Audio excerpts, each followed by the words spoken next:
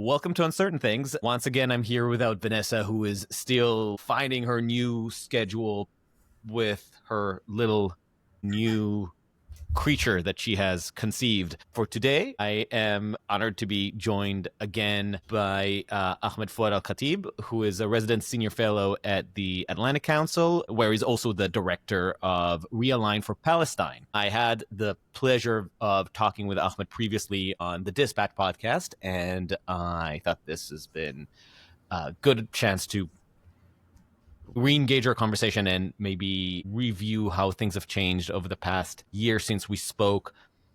I'm going to touch that a little bit, but if you want to go back and hear more of Ahmed's backstory, we're going to touch that a little bit today, but if you want to hear more of Ahmed's backstory and how he came to his views, please check the links to hear that episode. Today, we are obviously going to focus a little more about recent events, both in Iran and in Gaza, but before we get started, Ahmed, thank you for joining me again.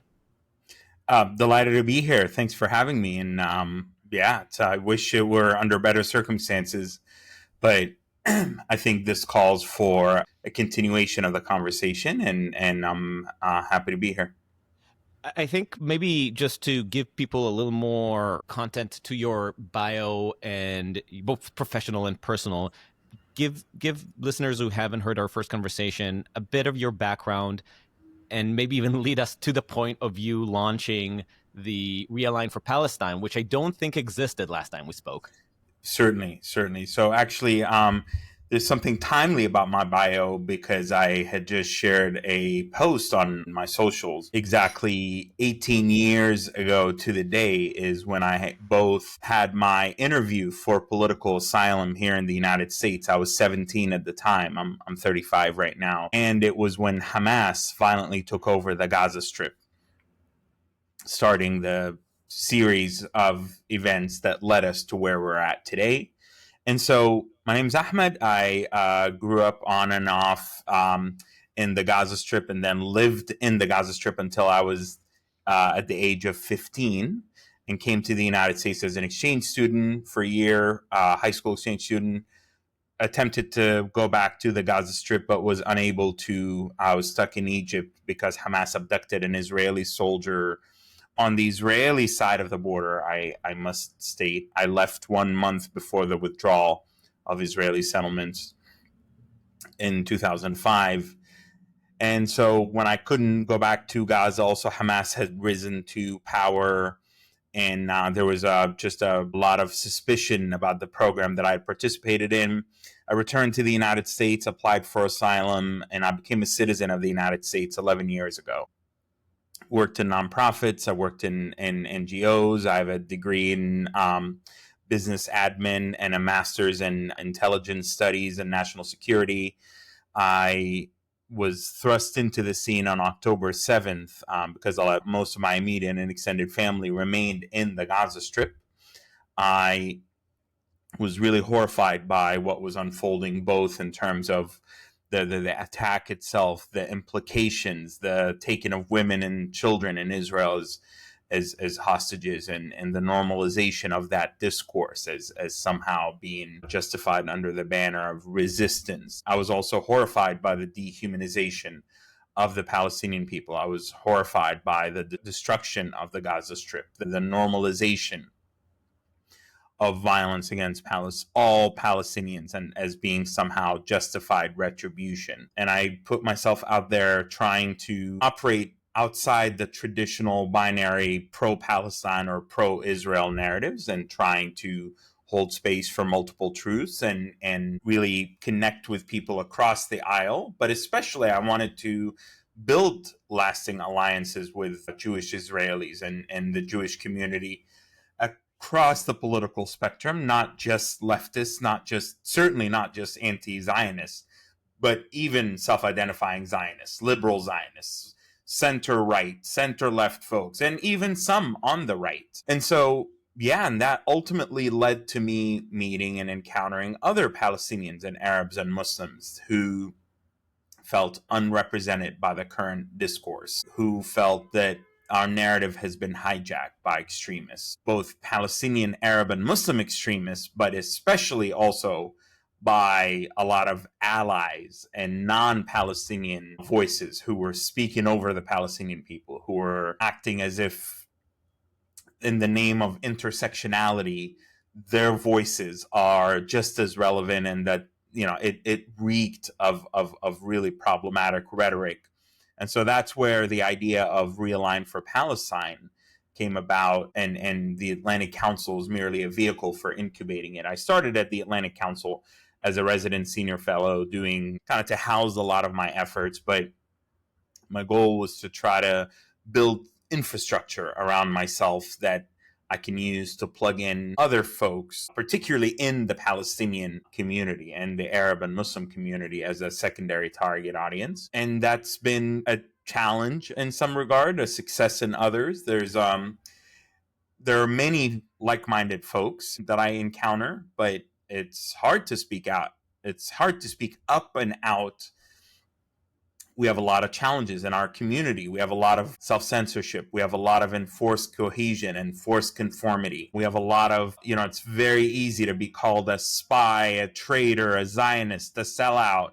How much are they paying you? Anything you seek to challenge in the pro-Palestine narrative, you will find a lot of opposition, even though what sustains me are a lot of quiet voices who privately and regularly reach out to me and tell me how much they appreciate the fact that someone else is saying it. Someone else is saying what they know is true, but they can't say so publicly. And those are the people that I genuinely care about the most, much more than the fools who are still believing in Hamas and the resistance narrative. And so that's where I'm at. And you were directly impacted by the war in Gaza, right? Certainly.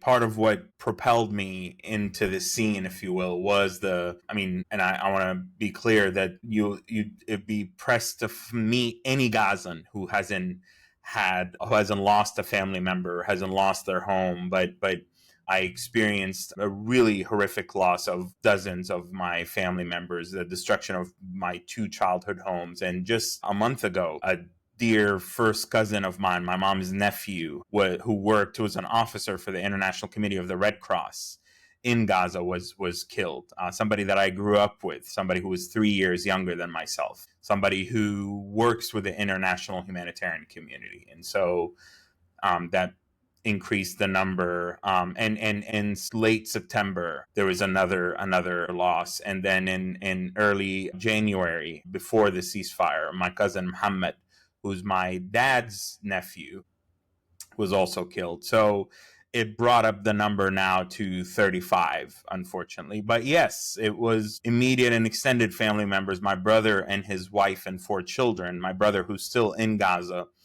they were in our house when it was bombed and hit, and they pushed their way through the rubble and survived. And I got his wife and 4 kids out. But so that is a sense of skin in the game, a sense of connection to this, and a sense of desperation to really not see this loss go in vain and have it become something that promotes revenge and retribution and hate and incitement, and to really break out of the cyclical and vicious cycle that entraps both Palestinians and Israelis, but also to say vehemently how much I'm in opposition to Hamas as the evil terrorist regime that triggered this war, that started this war. And yes, this did start on October 7th, even though a lot of smartasses will try to tell you, oh, this didn't start on October 7th. Well, no, Shiza. Of course we know this has been going on for decades, but this chapter, this deadly, destructive chapter, arguably the most destructive chapter in the Palestinian people's history, even numerically and quantitatively and qualitatively, I would argue in some regards, even just as destructive or even more so than the Nakba in 1948. 2.1 million Palestinians in Gaza have been displaced, when in the Nakba in 1948, you had something like 700,000 who had been displaced. So that's where I am furious at Hamas, but I'm also furious at Netanyahu and the Israeli government and what's going on both currently with the prolonging of this war and the unspoken alliance with, or not even alliance, the using of Hamas as a part of the chess, and that to keep the Palestinians divided and to have them be indirectly supported by Qatari and Iranian monies.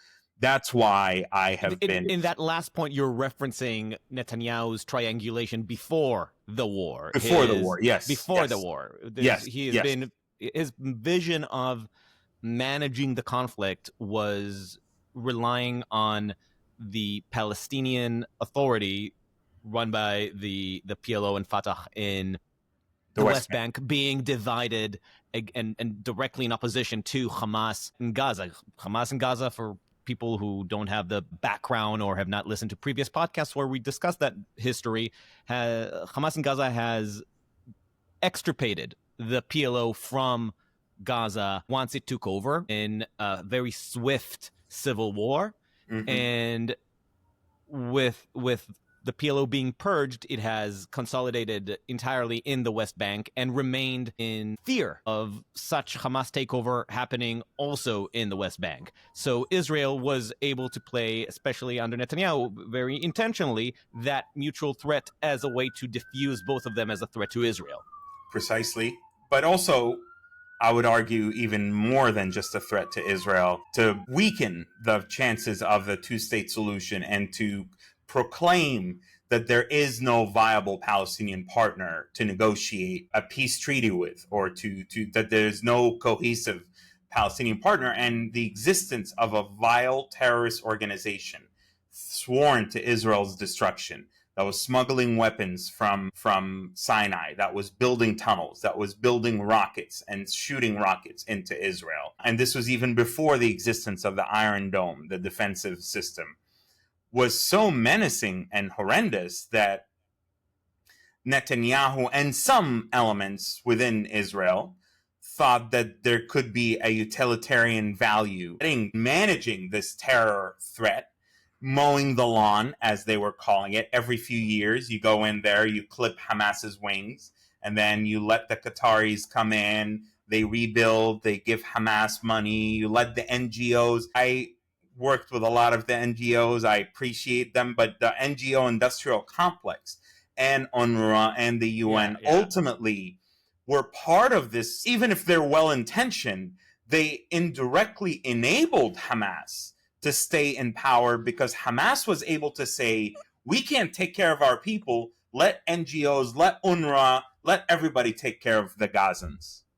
Hamas openly multiple times actually said, when it was accused of not taking care of basic welfare and civic infrastructure in Gaza, that was not its concern, that is UNRWA's responsibility, while Hamas was involving itself in digging tunnels and developing military capacity or terrorist capacity to cause harm to Israeli civilians. Hamas saw the resistance both in the political sense and in the more theological, eschatological sense as its primary goal, where the welfare of Gazans was outsourced to international NGOs. Precisely that. And so I think that, and turning 70% of Gazans into aid-dependent subjects, even as Hamas got billions of dollars from the Qataris, from the Islamic Republic of Iran, and from all sorts of other networks in Turkey, in Malaysia, in Indonesia, some of the Arab countries, some of the folks that in Muslim Brotherhood in Egypt, in Kuwait, in Algeria. I mean, Hamas had networks that bypassed the blockade. The Hamas imposed taxes. Hamas used smuggling. Hamas did everything to sustain itself, its government, and its movement at the expense of Gazans, who were, again, kind of taken care of by the Palestinian Authority, still actually sent in money, etc. My point being is that, unfortunately, where we're at right now, and I'm harping on this point because it was exactly June 14th, 2007, 18 years ago, to the day, And it's ironic that I was the first Palestinian to receive asylum in the United States because of Hamas's control. My interview for asylum was that very day in San Francisco, California. So my lived experience in the United States is intertwined with what unfolded in Gaza, with what happened. And that's why people don't understand why I'm so ferociously against Hamas, and I genuinely view them as an existential threat to the Palestinian people, even though, of course, I'm known as my detractors always will attack me.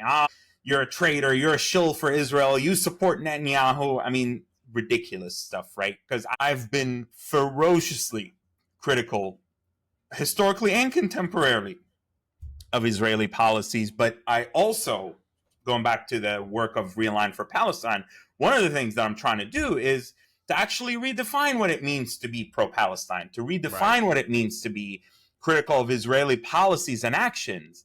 But where do you draw the line of what is being critical of Israeli policies and actions, which I think I am against the military occupation, but even just words like what's occupation? Right. I use military occupation because occupation means different things to different people. So I think you're already bringing so many layers that I want to disentangle in the conversation. You know, you're saying occupation. My brain already goes to this recurring stupid debate about does Israel occupy? Of course, Israel occupy. What Israel is doing in the West Bank is definitionally an occupation. That is not a moral statement. That is a precisely. And Israel's own law. Exactly. It is calls it an occupation, a legal the way that this is being played, both by pro-Israelis and anti-Israelis, is as if this is a moral conversation. It is not a moral conversation. You can argue whether or not the occupation is just. You can argue that the occupation has gone too long. You can argue that the occupation is cruel and needs to be abolished. But it is an occupation, and it is result of legal international developments that have led to that state. An occupation is the result of a war and annexed territory, which is remained under the purview of military rule. That is an occupation. Theoretically, an occupation needs to be resolved within reasonable time and either claimed sovereignty and brought into the fold of the occupying country, or returned to the country from which it was taken.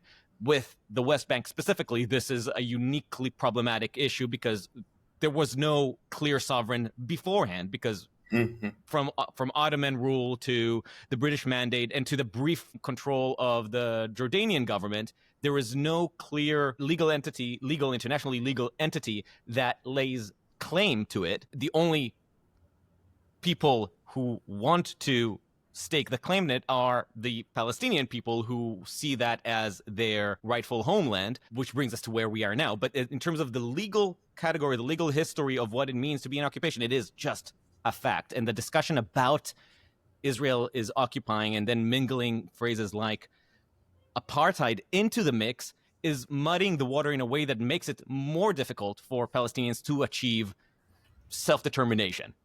And that's, again, precisely why I believe being precise with language, being careful to avoid sloganeering, being very targeted in specific aims and goals. At this point, calling the entirety of Israel as a form of occupation is ridiculous, because it is it's akin to saying the United States is entirety an occupation. Israel exists. The Jewish people are here.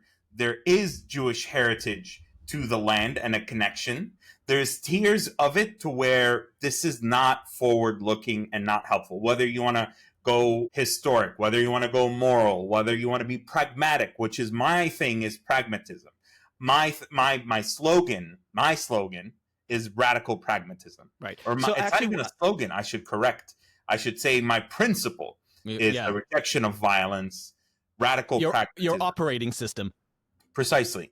So I want to ask you about this. So we have so many. I allowed myself to get dragged down the occupation discussion. I actually didn't want to go there. I wanted to take a step back and look at first principles. We should perhaps do that still, but up to you. It's your space. I'm open to do everything, and also you should, if you feel like we're skirting a point that you're interested in, feel free to take it. That's the beauty of uncertain things. We are very loose in format. I do want to do some first principles in order to, not exactly first principles, but to take a few steps back to make the conversation more productive and level set a little bit. I think we both share an intuitive understanding, both of us having grown up in the region, about what kind of world we want to live in, what are the threats to our vision of a homeland, a Middle East looks like. And I think that even that vision is not clear. The difference between the vision that we intuitively share and is intimated in some of the ways that we're discussing about these things, even on points that we might disagree about politically, we seem to be sharing a basic language that we recognize in each other, and that's why we feel like we can have this conversation. But that doesn't necessarily translate to many Western ears on one hand, and many more zealous, fanatical ears. So I think clarifying what kind of world we are even trying to realize is important, because it is not as trivial as it sounds. It is not the Westerners' view of everybody should just live together, or, you know, if once you decolonize the region and disrupt this foreign Zionist entity, the dams will break and nature will flow, and all the beautiful indigenous natives will just dance together in joy.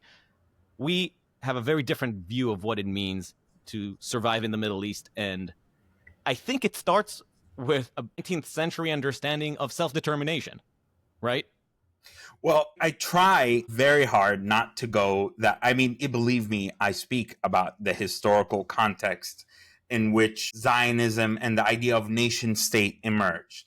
But what I envision is that I call it the two-nation solution.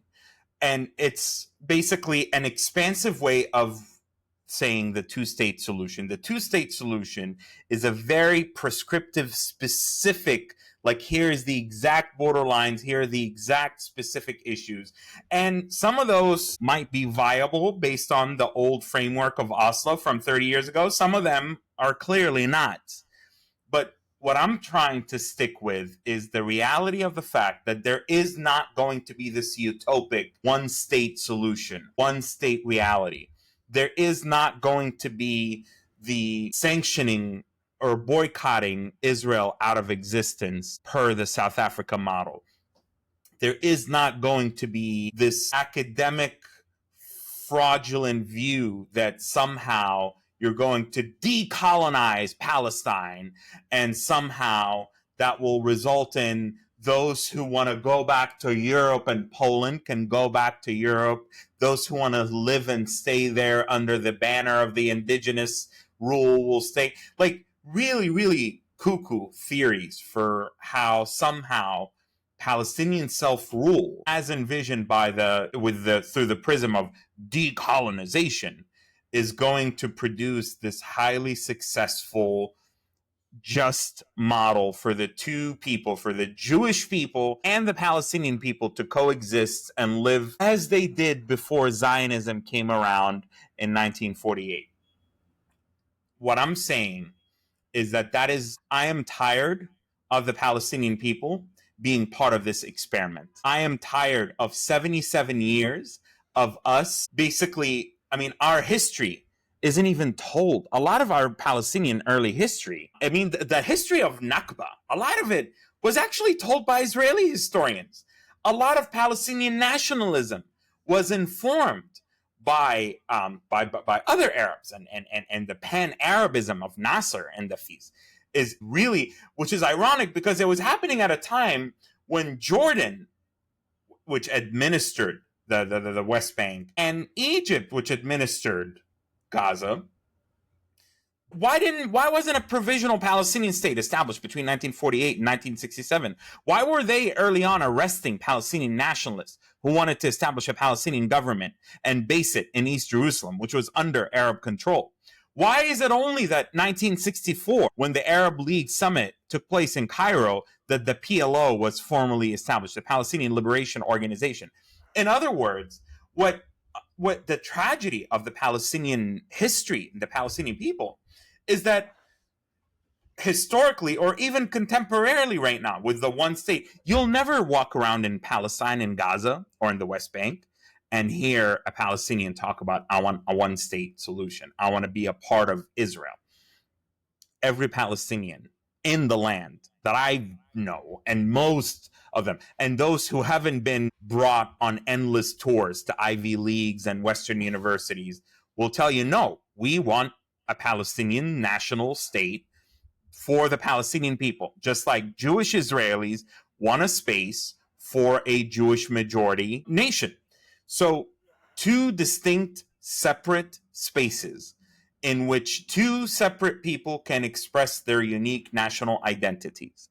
That is what I am at a time when the two-state solution is so unpopular because it has been vilified, and you have all these 12-year-olds coming into activism, coming of age, coming into college campuses, or some of these fossils, these academics types, kind of saying this theory like, oh, well, we tried the two-state solution and it didn't work. Excuse me, guys, why did it not work? I absolutely believe that there were elements within Israel who were inciting against it, and Netanyahu and Hamas and whatever.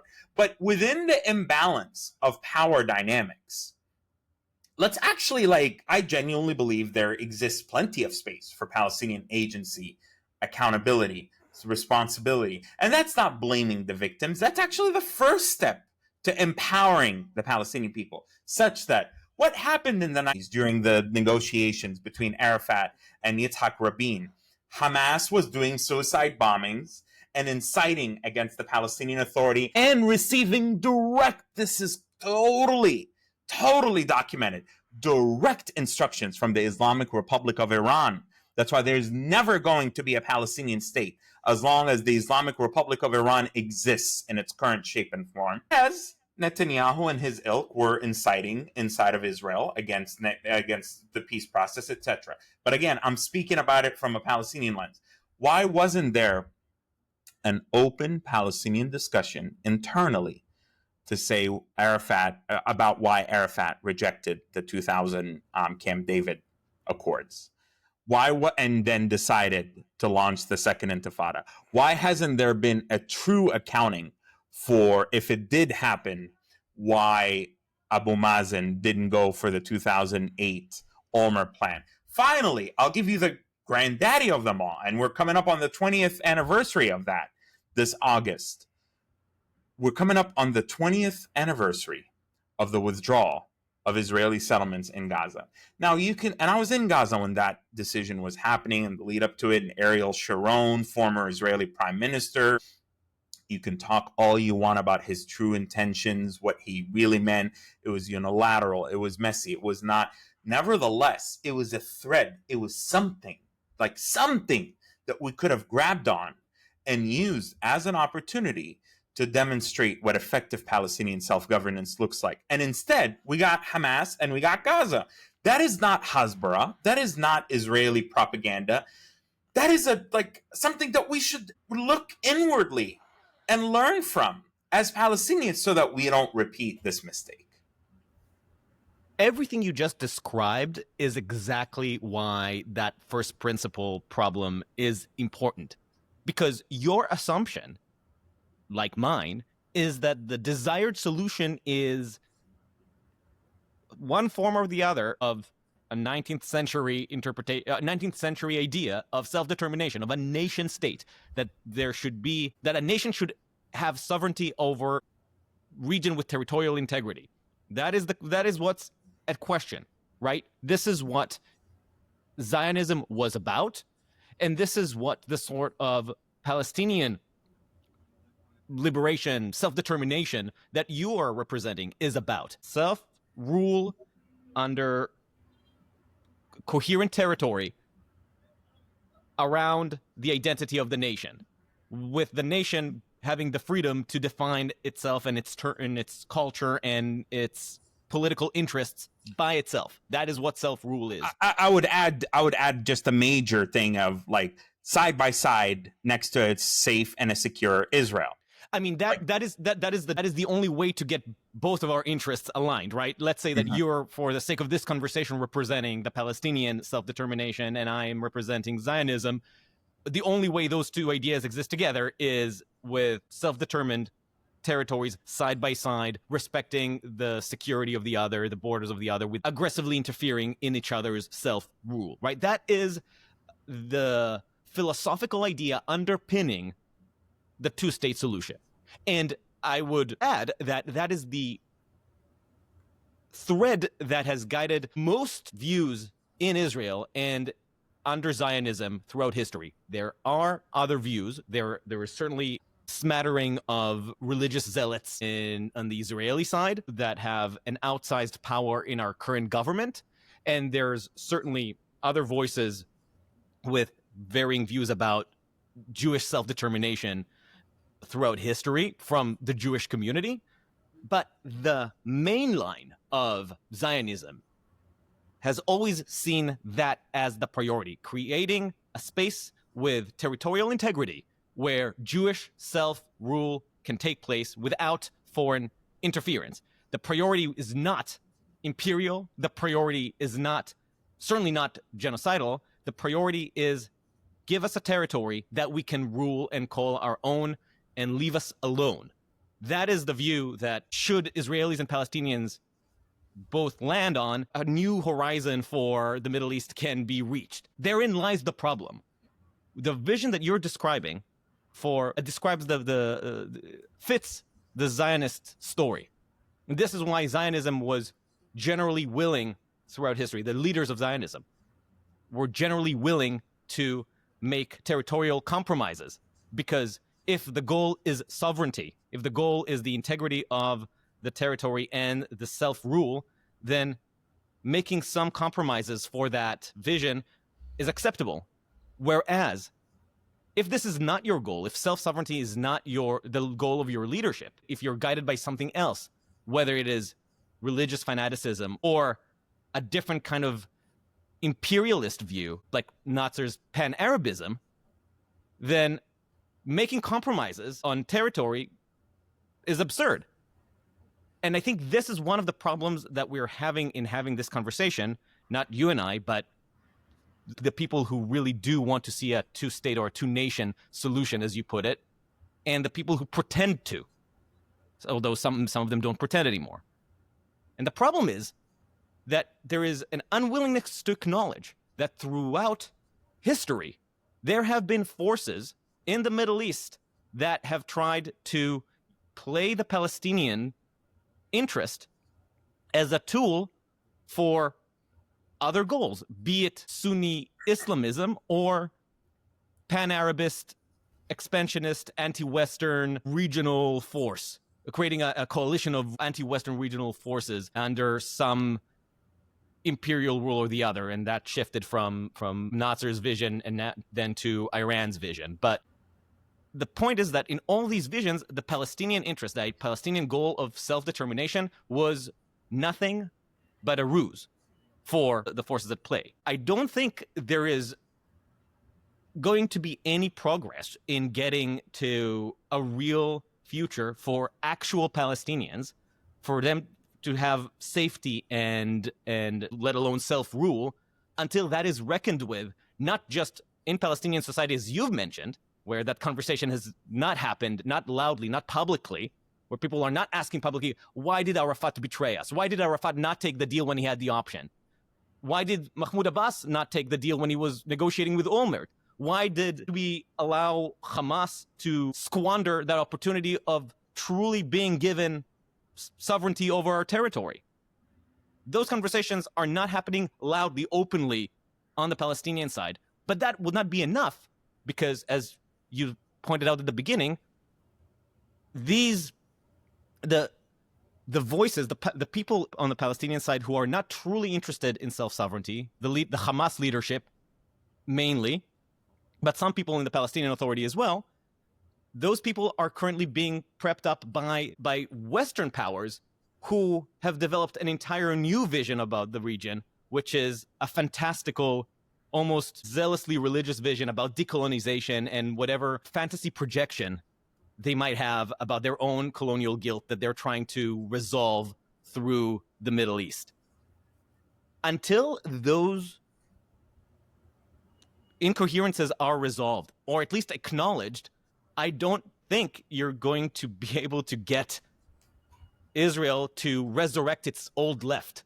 You're not going to get another Olmert offer until, again, not you, sadly the Palestinian people are not going to get another Olmert offer until they're convinced that they are not being duped again.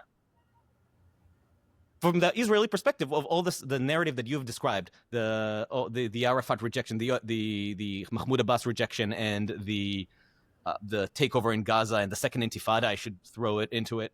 All those events have, from the Israeli perspective, eliminated the Israeli left. They have eliminated. And October 7th, of course, finished it off.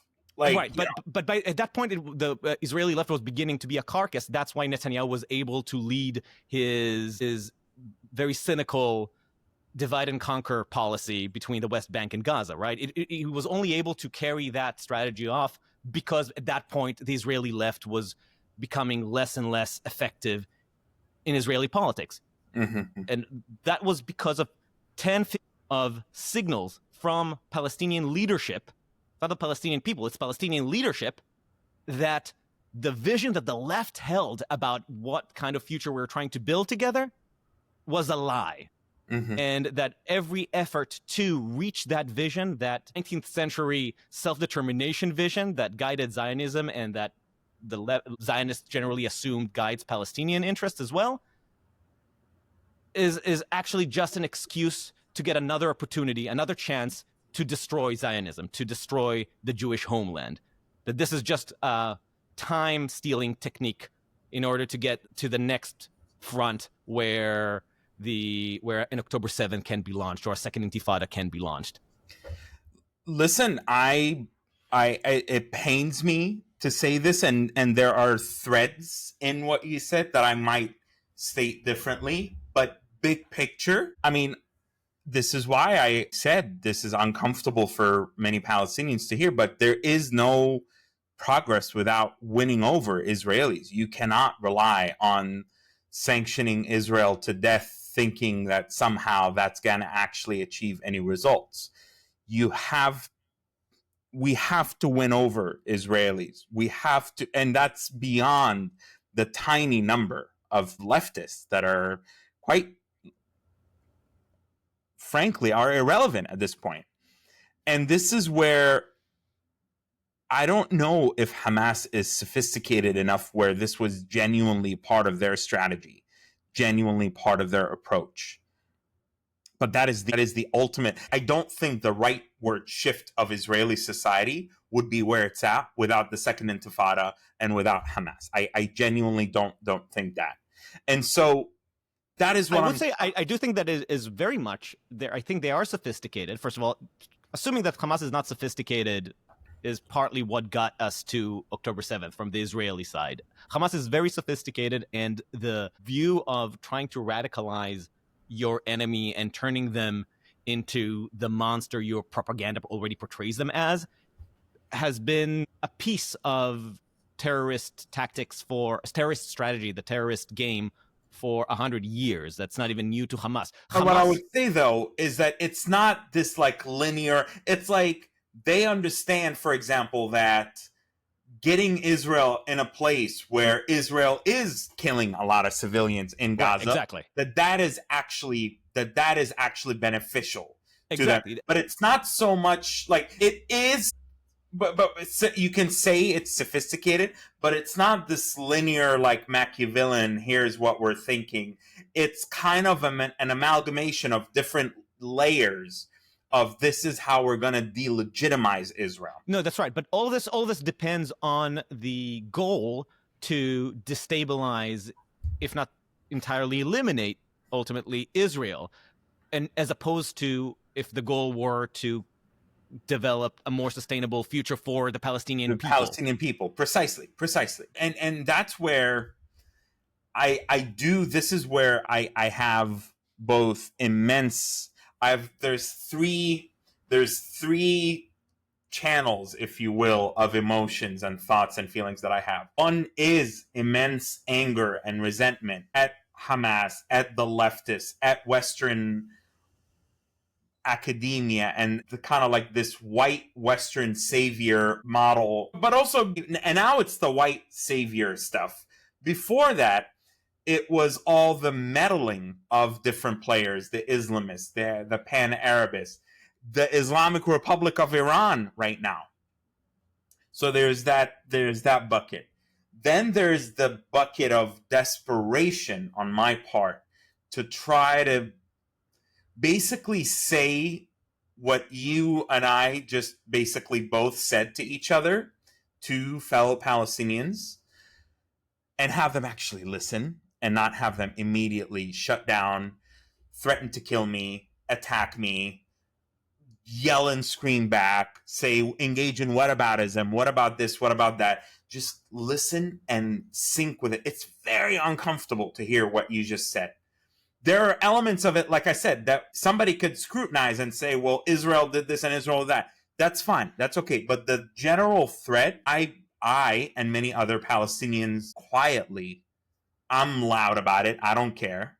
But many others will absolutely agree with. So there's a desperation to try to be like, guys, we're kind of approaching the point of no return. And then finally, out of the misery and the hope, there's the misery and the suffering in Gaza, there's a tranche of hope and optimism. And I'll tell you what I mean by that. And I do, just for the sake of time, want to transition to Iran a little bit after that. Yeah. What do I mean by hope? I mean, believe me, I want to walk away from this discourse every single day. I worked in philanthropy and for an international NGO working in Africa and the global south, malaria, deworming, poverty alleviation, doing really incredible work, moving a lot of sums to life-saving and life-improving interventions. I miss my life in California. I miss my quiet life. I miss not being in this most unpleasant discourse, but I almost view it as a duty to do what I'm doing. I'm not doing it because I'm enjoying it. I'm doing it because it's a duty. However, what does sustain me is like the number of Arabs and Muslims and Palestinians that I told you regularly get in touch with me and are grateful and say, thank God someone else is saying what we know is true, but we have a hard time expressing. And also like the people in Gaza who believe this, there's a disconnect between what a lot of people in Gaza think versus what a lot of pro-Palestine people in the West and in Egypt and in Jordan and in North Africa. I don't care about the folks outside of when it comes to certain things. I could care less what someone in New York or London or Amman in Jordan think. I care more about the people in Gaza because those are the ones that are going to make the future. They agree with everything I'm saying, but they have a hard time saying it publicly for obvious reasons. So there's that thread. And then this is the key. If anything, I want people to leave from this conversation. It's that I don't believe after whatever ends up happening after the end of the war, however this war ends, and I have all sorts of theories about that, there will never be another, whether it's Hamas 2.0, Hamas 5.0, Al-Qaeda, ISIS, MISIS, everything you want. No one will ever again be able to brainwash people into this terror propaganda in the name of resistance. In Gaza, I'm talking, not the West Bank. West Bank is a whole different story. I actually think in a weird way, the war actually de-radicalized a lot of people because it made so many, even as they're furious with the Israeli military and the death and the destruction and the annihilation of their lives, they're 50 times as angry with Hamas serving them on a silver platter to the most far-right government in Israel's history. They're furious by Hamas's behavior, Hamas's statements, fighting amongst them in hospitals, in schools, in the displacement centers, stealing the aid. They see the fraud is all coming before them. They've seen Hezbollah collapsed. The Assad is gone. The Islamic Republic of Iran is a paper tiger, despite the damage that it was able to. Largely speaking, Iran is a nothing burger. The Houthis, they just have a few dozen missiles that they're firing at Israel, but beyond that, there's nothing. They see Hamas spent billions of dollars on all these tunnels and all this, and Al Jazeera. Al Jazeera is the terror network of Hamas, framed Hamas as like the Soviet Union, as this powerful, all once claiming that Hamas almost destroyed 1,000 Israeli military vehicles. Lies upon lies. They see all of that, and they feel the rage. They feel duped. They're not stupid. They just, it's like it hit them. It's like, oh my God, this has been a 30 to 40 year fraud. These Islamists, terrorists, Muslim Brotherhood, Sunnis, but in alliance with the scummiest of the Shia fundamentalists, aka the Islamic Republic of Iran, aka the mullahs regime. No one is ever going to be able to reproduce the armed resistance narrative in Gaza and reincarnate the Hamas narrative. That doesn't mean they're all about to be Zionist or they're all pro-Israel, or that this in and of itself will lead to a linear clarity on what needs to be done to engage in nation building. So there's still a lot of work that needs to be done. And it's not just due to the consequences of the war on October 7th. It's that it is partially due to the consequences, but more importantly, it's Hamas's behavior and the whole house of cards just crumbling. So that's where I actually have hope that after this war, de-Hamasification is actually going to be very possible. I genuinely think that we can get to a place after this war where Hamas will be like the Ba'athist Party, like the Nazi Party, like the Stalinists, like they will actually be outlawed, even if they're reduced to an idea. I don't care that they're still an idea. I'm talking about them as a cohesive political entity. I don't believe for a second that Hamas is going to be able to maintain any leverage of power, even if there's a temporary ceasefire, hostage deal. I think the Palestinians, if they're given a real chance, will chase these SOBs with their bare shoes to the end of the Gaza and will grab them and hang them. Mark my words, you will see some of that happen.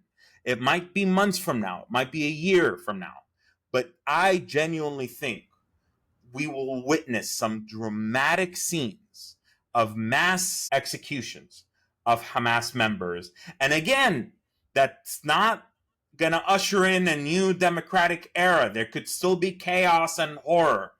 But Hamas's era is going to come to an end. And what I'm desperately trying to do is to actually start preparing for some seeds for what follows. First of all, I hope you're right, because in and of itself, Hamas has been a malignant force for Palestinians, first and foremost, and for the region in general. And I, for one, am fascinated to see. I look forward to seeing the faces of Westerners watching these scenes should they unfold, not understanding how could Palestinians be killing Hamas? Isn't Hamas the Palestinian savior after all? That will be fascinating to watch. However, as you were pointing out, that does not translate into accepting or even tolerating Zionism.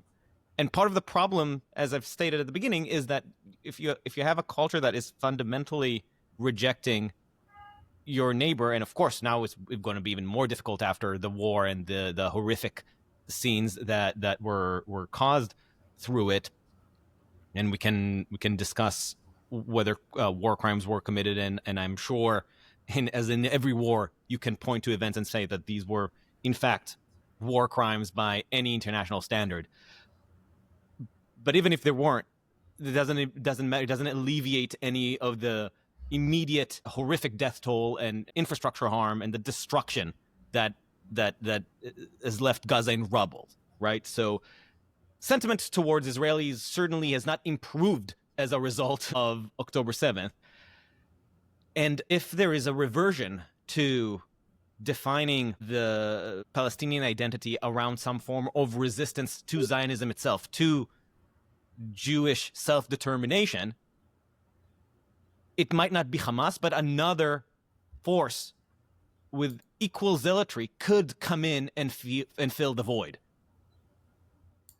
I mean, that concerns me, but I also I also will tell you, and I should also add that I'm also terrified. You say that people come to you and agree with you quietly. I am terrified that even if the floodgates finally do open and Palestinians come out openly, not just criticizing Hamas, but saying, okay, we are ready. It was a mistake to reject Zionism. We don't love you.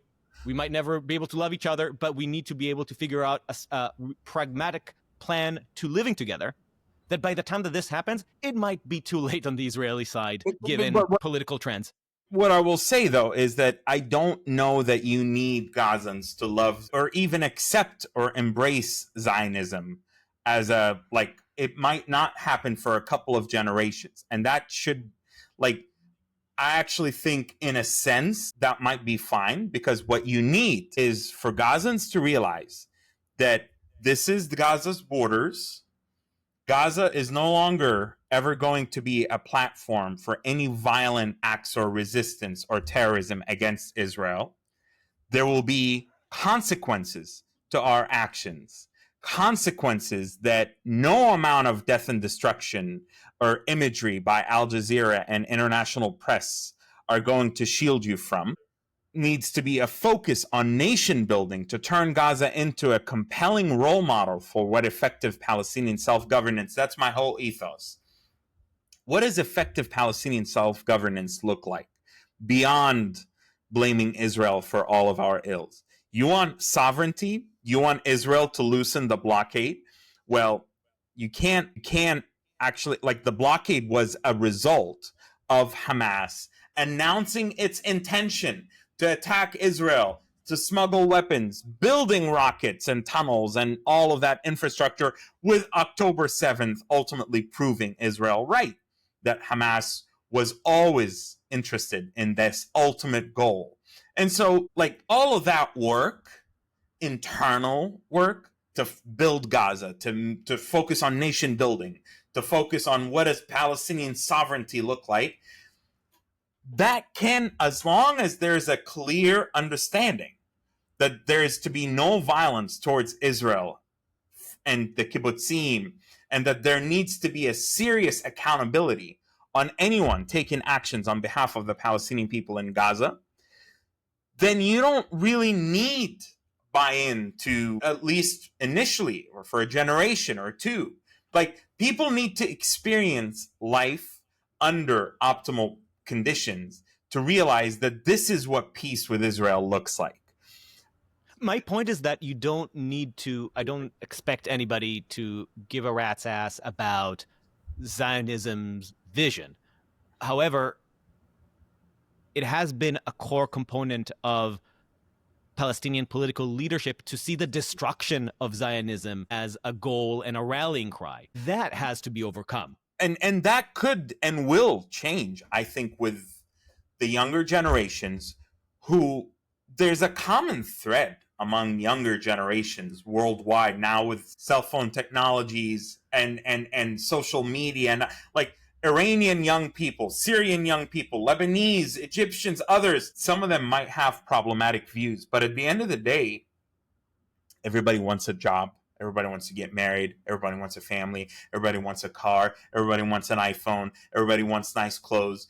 Like, both the acquisition of safety, the acquisition of materials, and the ability to move around freely, I think those are capable of de-radicalizing younger people, especially because in Gaza, so far, you don't have the crazy, I mean, you may have radicalization in the form of previous generations with the educational system, but there is an opportunity to reformulate the educational system so that it's one about development, that's going to be tied to the reconstruction. Whoever reconstructs Gaza, whether it be the Gulf nations or the international community or the business community, and I've been a part of some of these conversations, everybody, no one is going to just deliver handouts per the previous wars. No. People want to, there's almost like a new covenant that is going to be drawn with Gaza. And part of that is the orientation about you can have your own private views, but you need to understand that this whole building generations for armed resistance, this idea that Israel is this transitory body that you're just going to dedicate generation after generation to basically eliminating, that we're not paying for that. We're not going to be a part of that. We're not going to facilitate that. You cannot pursue that and expect us to help you rebuild your nation. And I genuinely think that if that is in fact implemented with some kind of a bringing down of the heat and the temperature in the West Bank, because Al Jazeera, and also, like, I mean, if we want to de-radicalize, I don't know how we de-radicalize people with Al Jazeera still around. Like, that's and you know, a major non-NATO ally where our biggest base is based, Air Force base and intelligence collection. Like, that's the other thing is, okay, so we're gonna build Gaza, rebuild Gaza, and have, you know, but like, it takes one incident in the West Bank for Al Jazeera to just spin into, oh, the Zionists and the occupation is continuing and blah, blah, blah. And so separating Gaza from the West Bank is going to be partially necessary. But I don't know how, like I keep telling people, what's happening in the West Bank is radically different than what's happening in Gaza. And we should not in Gaza be shooting rockets at Israel because somehow that's going to help Jerusalem. You can't destroy Gaza and just slap the word Aqsa, which is the word for the mosque in Jerusalem. You can't just destroy Gaza and slap the word Aqsa and think that that's somehow, okay, everything is sababa, everything is Gucci. So I still maintain that Gaza overlooking the Mediterranean, I have a plan. This is, I don't know if you can see it here actually, but well, there's a glare. But I want to build an artificial peninsula using all the rubble. It's called Rubbles to Runways. I want to take all the rubble and build an artificial peninsula and put an airfield and a small seaport on it.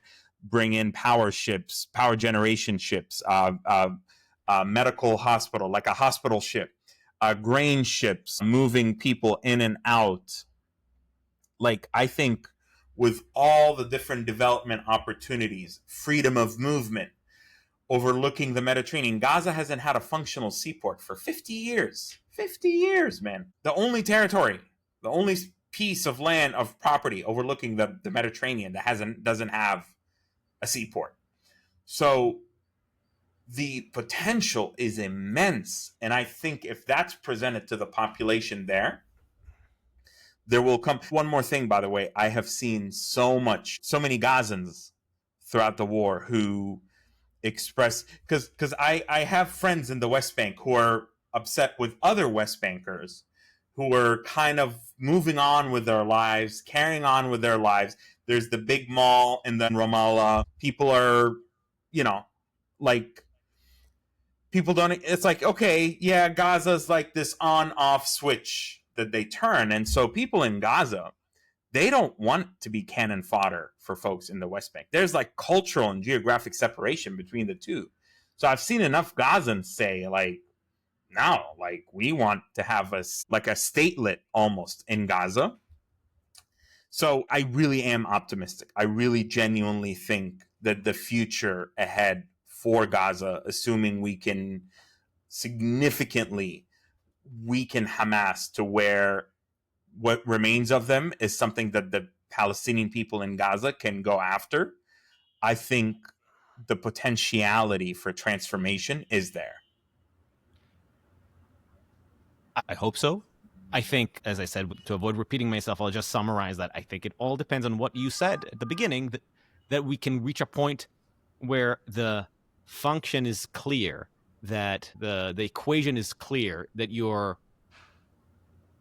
the rebuilding, that the growth, that the prosperity is contingent on foregoing the exterminist fantasies and the idea that you're just here to wait out the destruction of your neighbors. Mm-hmm.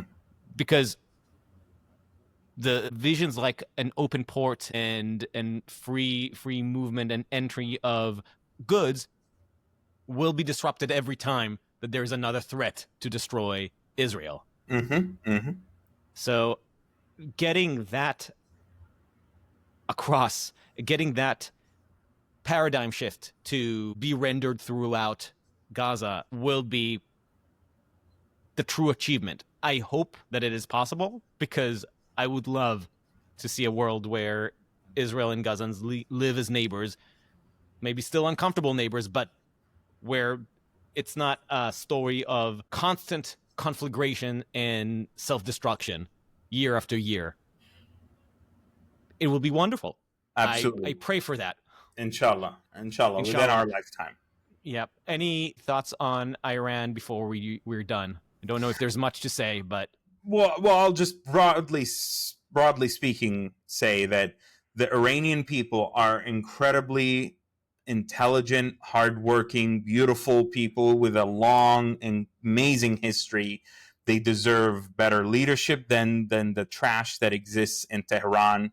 They deserve better economic and social prospects than the fundamentalist Islamist regime that exists there. And I am all for empowering them to achieve their own self-determination against a fascistic regime. I will say that I am also able to compartmentalize enough to where I may despise Netanyahu to the moon and back. And after 2 decades now of seeing the Islamic Republic of Iran building a clearly non-civilian nuclear program that is meant to ultimately produce nuclear weapons, that is meant to be a tool for the regime's survival, I am extraordinarily opposed to any attempt to normalize this fascist Nazi regime having nuclear weapons and nuclear technology. And so would I have liked to see this achieved through diplomatic means? Certainly. Did I, for a second, think that the Trump administration is even remotely capable of striking a halfway meaningful deal? No. You don't have... And that's not to say that the JCPOA, as much as I did think it was the closest thing we had to a viable framework, that's not to say that the Obama reached agreement was transformative either. It did nevertheless allow for allow for some hamstringing and clipping of Iran's ability to expand its nuclear program. So it's like it's been really challenging to channel those sentiments because everything has just become so black and white. Trump versus non-Trump, Netanyahu versus not Netanyahu, warmonger hawk versus, peace dove, or just a stupid, ignorant leftist Democrat who has no idea how security or nuclear anything works, isolationist right or the anti-war left. So, but I absolutely support military actions that I wished would have been led by a coalition of nations against specific targets, military targets of the Islamic Republic. I am unapologetic about that. Unapologetic. Because I look at my beautiful Gaza and it is in ruins because of the Islamic Republic of Iran. It is in ruins because of Hamas being part of the so-called axis of resistance. I look at 4 Arab countries, Iraq, Syria, Lebanon, and Yemen, that were occupied by the Islamic Republic of Iran. Hundreds of thousands directly and millions of Arab peoples perished over the past 2 decades because of actions by the Islamic Republic of Iran. This is an evil in the region that must be confronted. I am tired of having to play diplomatic games and being under the mercy of this entity that, like I said, there will never be a prosperous Palestinian state, a safe and secure Palestinian state with the Islamic Republic of Iran existing in its current shape and format. And by the way, I've spoken to Palestinian, American, and Israeli officials about the crap that Iran does on a daily basis. I should say did, because maybe that is being compromised right now in the West Bank. That the plots that are being foiled, the millions of dollars they've been pumping into the West Bank, into armed groups, into terrorists, into random cells, into incitement. What happened in Jenin and Tulkarm and Tubas and northern West Bank that got 40,000 Palestinians displaced because of a bunch of guys with AK-47s and M16s wanting to do resistance. And they were all supported and sponsored by Hamas, by Iran, including some Hamas and Palestinian Islamic Jihad. They were 100% bought and paid for by the Islamic Republic of Iran, hoping that this would lead to a third intifada in the West Bank. And so Iran is a deadly menace, and they have to be confronted. And it is most unfortunate that the ones doing the confronting right now, for a variety of reasons, is Benjamin Netanyahu. Like I said, someone whom I consider a war criminal and someone whom I personally despise. But such is international relations that is so complex in today's interconnected world. And you have to be savvy enough to compartmentalize emotions, to compartmentalize all the different moving parts of a region like the Middle East. I mean, after all, we're talking about Syria being led by Ahmed al-Shara, formerly known as Julani, who is the head of Al-Qaeda in Syria. And he met with the U.S. president. And so things are constantly shifting and changing in this region. And I pray for the safety of the Iranian people, the civilians, and certainly the safety of Israeli people and Palestinian civilians who are impacted and hit and wounded by Iranian and Yemeni missiles coming in supposedly as a form of resistance and retaliation. But just like in October, the sole person who was killed last October when Iran launched a missile at Israel was a Palestinian who in the West Bank who was hit by a falling missile. I'm gonna give you a chat. You've been so generous with your time, Ahmed. Thank you so much. I just want to give you a last chance to conclude by our normal lightning round question at Uncertain Things, which is, what do you recognize as the blind spot on the left and the blind spot on the right? Blind spot on the right is that there's just no recognition of, oftentimes, there's no recognition of humanity of Palestinians and Arab peoples, particularly Palestinians. They had it coming, they deserve it, they're all Hamas. There's just a gross generalization and almost like a jingoistic, hoorah, get them all. And I just think that often crosses into very inhumane territory that also clouds judgment and the ability to engage in analysis and to actually read things and to pull out different threads of information. On the left, I think the clouding the judgment, like what they often miss, is that, if I may be honest, and I swear I don't mean this as like a personal insult, but there's a lack of sophistication, honestly, on the part of a lot of leftists. There's a lack of kind of like this realpolitik, understanding how the world actually works, understanding how the Middle East works, understanding that the world is not an ideological playing field. The world is a messy, complex place where just there's a cacophony of interests and voices and noise, and to really understand that, you have to and do so in a compassionate, principled manner is difficult, because I mean I consider myself compassionate and principled, and yet you have to actually sometimes get either at best like really understand messy situations and put yourself outside the frameworks that you normally have trained yourself in leftist la la lands. At worst, you have to accept that this is how the world operates. And I see so many missed opportunities for leftists to be helpful influencers for policy, because a lot of younger people tend to lean left. A lot of people tend to start from a leftist orientation because it's compassionate. It proclaims to be understanding, to care about all people, and have really nice sounding and potentially sincere ideology behind it.